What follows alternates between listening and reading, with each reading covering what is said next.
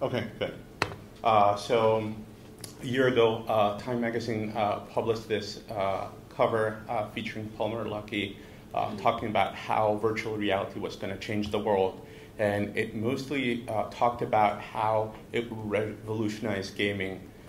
Here at Cornell, we have been doing virtual reality since, I think, 2010. In this image, you see Andrea and Olivia working in our cave, visualizing computational data. And you see Olivia sporting a Google Glass that we later on decided to do some projects of how we could do biobanking with this activity. So we put it in freezers. Here you see hung from our lab using this technology. And we continue to experiment with this. Then later on, once we acquired the Oculus, we decided to snap on top of it a fancy camera that understands depth. And we said, let's go back to the things that are key to us, such as the tumor board and things complex data that we usually see. This is similar to what Dr. McIntyre was presenting. This is from PM352 that was presented roughly a year ago. And it shows an EGFR mutation. And on the bottom, you see data coming directly from our CBio portal. So what you see here is a hotspot from alanine to threonine in position 289. That's over there. I'm not going to mess with it. And here's what we did. We put on the Oculus, and we decided to create this virtual world that would enable us to see our hands. So these are my real hands that you see over to the left. And now I'm fully immersed in that virtual world. And I can bring up protein structures and see exactly the same representation that we saw in 2D for that specific gene to be able to visualize it.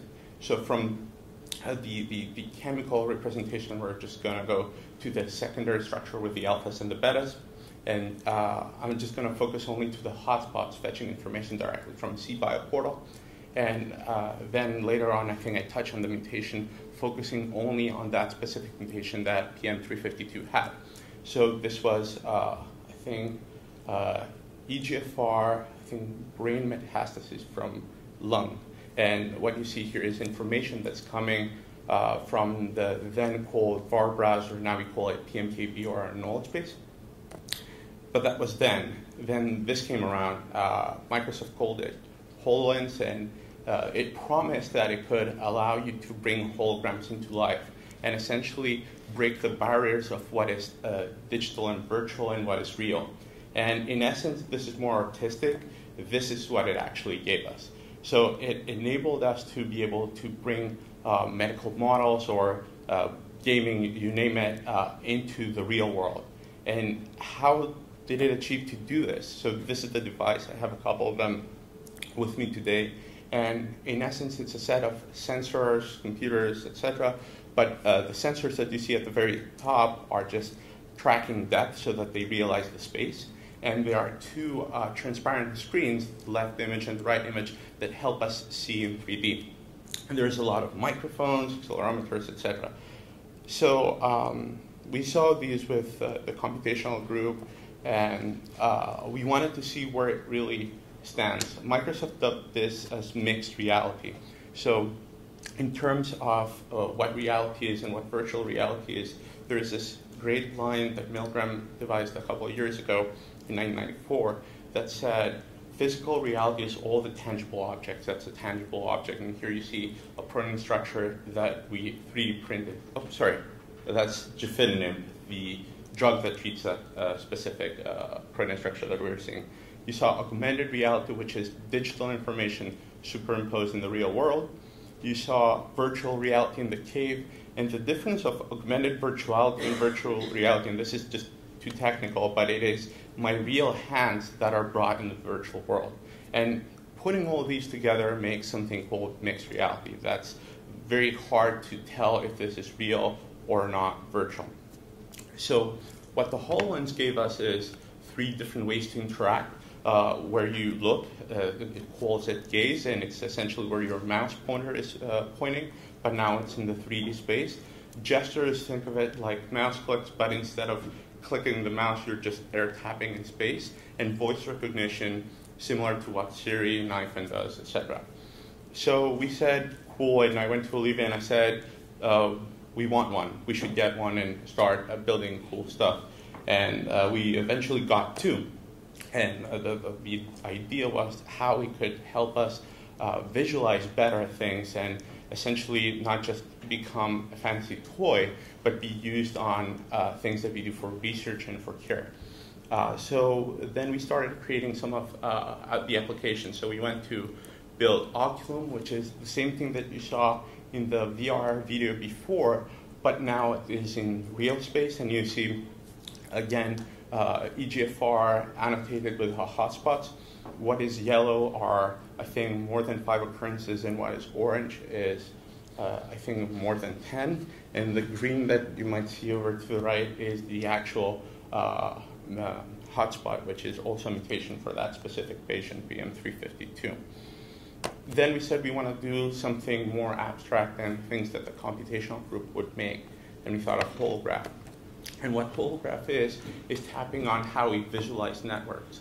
And this is kind of what we use right now. There's nothing wrong with it. Visualizing networks was great, but what more? What more can we do to better understand? And if we focus on cancer drug networks, key things that we want to identify is how genes, drugs, and transcription factors all the way interact. And this is beautiful data that Katie gave us from Olivia's group, and we said, fine, we'll take this as a start and we'll put them to real life. So this is what we did. And this is a cancer drug network that we have, and the colors represent the green oval shapes are the drugs. The cube is the transcription factor, and all of the others are genes depending on their RPKM value. So then Sofia joined in, and we started creating more of these apps. And Sofia is here with us. She's our 16-year-old intern who hacks things and codes all these beautiful things with me. And Sofia, as you see them in the video, you can click on dexamethasone and get information from FDA drugs. This is how you can interact with the network. Here is the Optical map, how you can visualize protein structures. And really what we're shooting here is to have a more tangible approach, something that clinicians never had on abstract concepts to better understand. They would see things in 2D, but this is all only because we were confined by this 2D dimensionality that came in with the television. And here is DropSeq. This is a sequencing method that essentially sequences each cancer cell individually, and we can use a voice command such as saying EGFR, and everything that was expressed in EGFR will be painted and highlighted. And we use principal component analysis to identify the location of these. Now, I'm going to put on one of these devices and show two demos. One is going to be about Tumorboard, and we're going to be bringing alive the same data that Dr. McIntyre was presenting earlier on. And then, fingers crossed, we're going to be doing a collaboration demo of holograph with Professor Sofia in Qatar live. So I'm going to switch on to one of my devices. And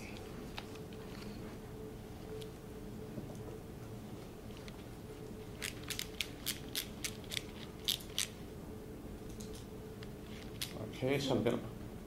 Yes. Sure. I mean, this is really cool, obviously, but maybe I'm just, so we could visualize all these using software before, right? Just trying to understand how you think this will actually help us understand more. Correct. And this, yeah. Correct. I'm missing that, I think, right now. And to be perfectly honest, there's nothing wrong with what we're doing right now.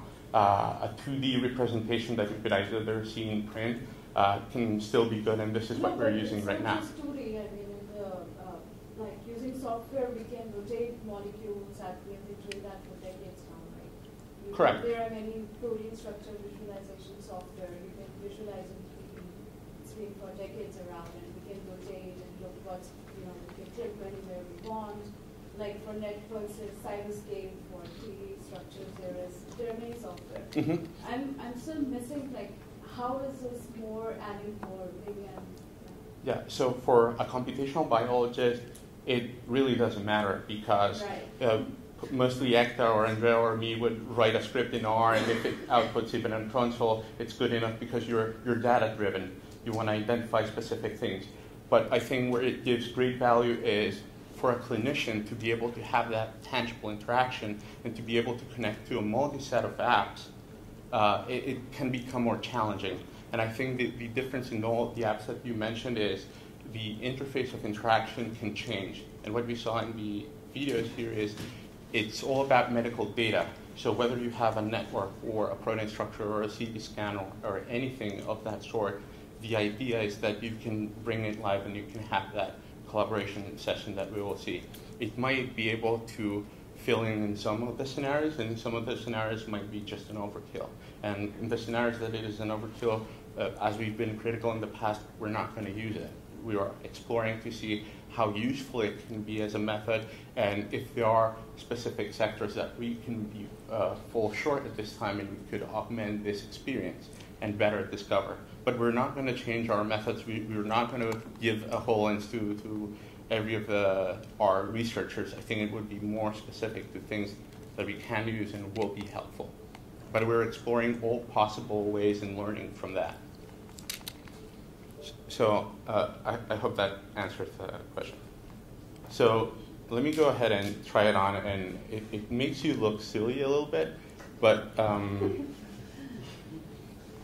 so what you will see is essentially you see now my screen, and there is a little bit of lag due to the Wi-Fi, but what I can do right away is I can go ahead and perform gestures, and one simple gesture that I'm going to do is I'm going to click, and it's going to show you a little bit how it understands the space. And what you will see right away is I've already preloaded the room with some of the data that Dr. McIntyre was showing. So I think, if I'm not mistaken, this is some of the histopathology images that were from the primary tissue with a different magnification. I can move around, and the system would not have any problem. And here I have some of the reports. This is from the liver, the MET, and the somatic copy number alteration plots. And again, the images. So one of the things that I can do right away is, this is a device that I can put on. It's the full computer, and it allows me to visualize all kinds of information. So on the 2D aspect, it doesn't really change a thing other than I could leave with this and come back and still have the full room of data. But I think that the part that it becomes more strong as a demo is when you start to launch apps and you start to bring data that can change. So I'm going to go ahead and, like a 2D image, I'm going to launch our holograph. And this is one of the apps that we're developing within Weill Cornell. And the difference here is this is not a game. This is real data that we're putting together. This is data that Katie gave us about the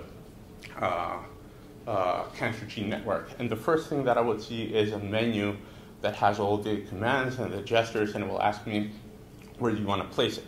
So I'll just place it over there, and I'll place a pod that we have at Cornell where I wanted the data to be displayed.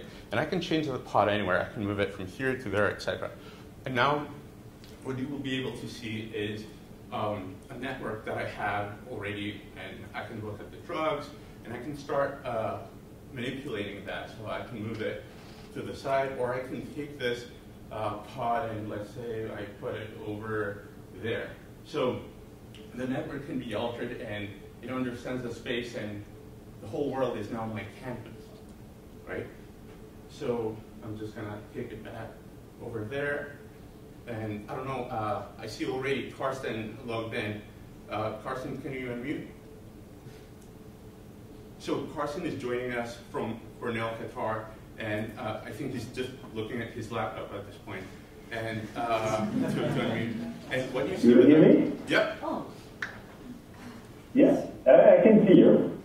So one of the value that this kind of system can bring is not just looking at the data on yourself and trying to make the discovery, but if I want to bring the expertise of Karsten and say, what do you think about this network, and bring him thousands of miles away back in New York, I think this is a great example to prove things that you can do with devices such as these.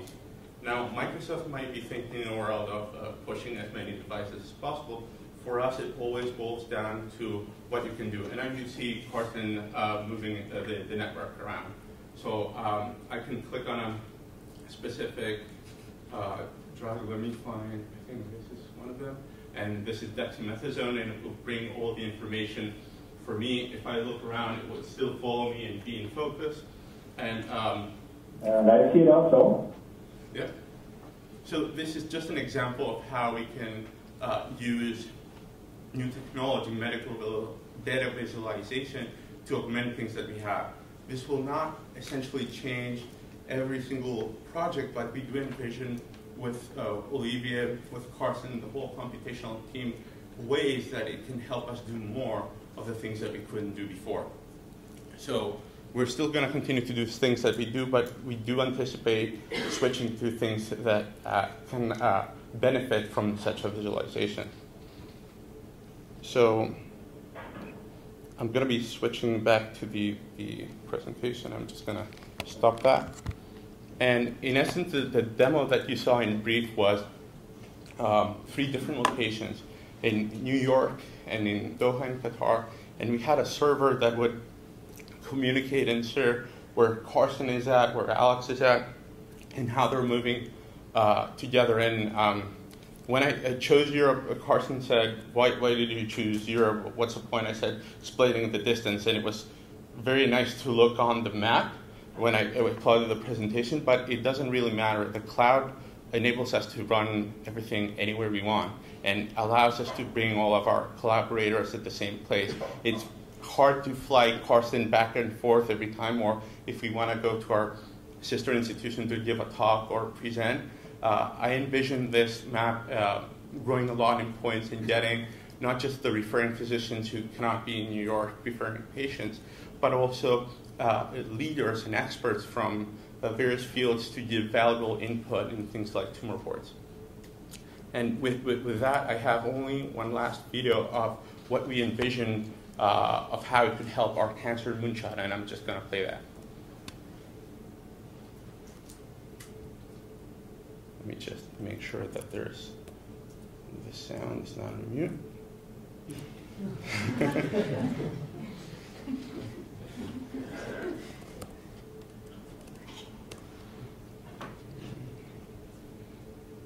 Going all the way down.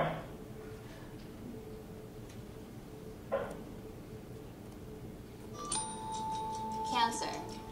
It's personal, and not only on an emotional level, but a molecular one.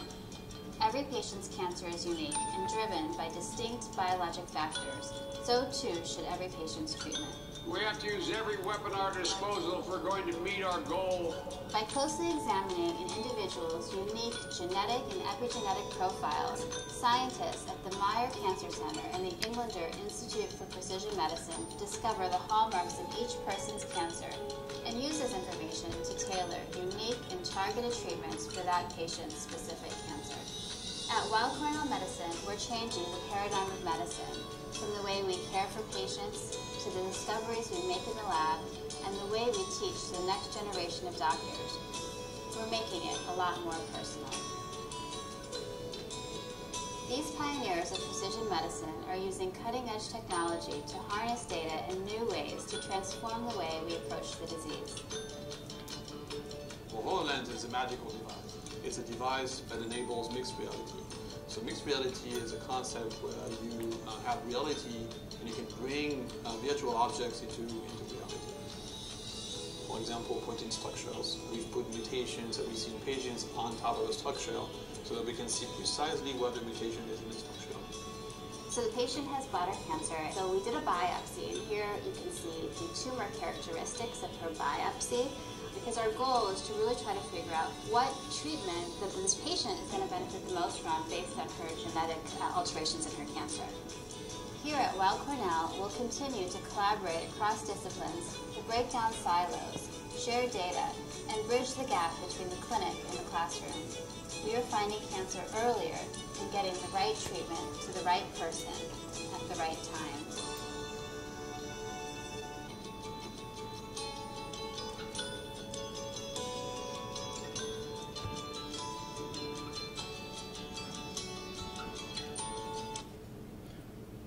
So to summarize the presentation, we've been actively working with Cornell, Qatar, and Carson to extend that collaboration to our sister institution, and we visualize a future where we can bring cancer drug networks or metabolomics, which is one of Carson's research interests, such as networks that have diseases such as Crohn's disease and how these could relate to other type of diseases and bring these into one platform. That's what I have for today, and I'll open it to questions. So the server is here, or the server, I just set it up yesterday, and it's in Netherlands, and tomorrow it can be anywhere you want.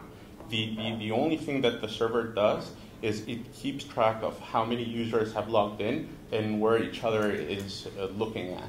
So even if I am not connected, then another device is, it can keep track of everyone. How much work is it to actually format the data? So if you have a network, how much work is it to actually format that into a format that works for the... So this was one of our primary concerns. We wanted to be able to scale. It's not a one-off thing. And what we've been working with Sofia is, for example, for the network, it just gets a CSV file. And the file that it has is which nodes you have and how they connect with the edges. That's pretty much it. And all the meta information that you add in addition to that is supplementary. And the same principle, we took it with the networks that Carson had, and we're able to import these. On things such as protein structures, we get that data directly from RSCB or PDB, and the annotations come directly from the CBio portal. So the goal for this demo that you saw is not just to get for one patient, but to make this as a tool so a clinician can load all of the patients and see things side by side. I think this is when it brings more value and not just a one-off demo thing that looks just nice. So if you take yours off, can Carson still see this room and the data that's in it, or can he only see it? No, so if I close on my device, Carson continues to be in the experience. He will see my head disappearing because I'm no longer connected. He won't see the room as it is because there's no video recording that we were sharing, but he will see that virtual part where I place specific things. So he'll still see the model, everything. The models and everything. Mm-hmm. And the idea is this is work that can be done not just location agnostic, but it's also time agnostic. I can open up the work and manipulate some stuff, and when Carson joins in, you can see the changes. So it's something that allows us to work at different time zones and to still be able to collaborate. So the protein mutations that you see highlighted on the model, do they come directly from CBio portal live each time you bring up the model, or do you have to import them before you visualize the model? So for the video that you saw, at this point, no, they're not live. We have to fire the script every single time to connect it. But we do envision that part to just draw it. It's more of a technicality at this point. And the idea is our CBio portal that's updated daily should have this on a daily basis as soon as they are available. Thanks to a server that's got yeah. annotations there. All right, thanks.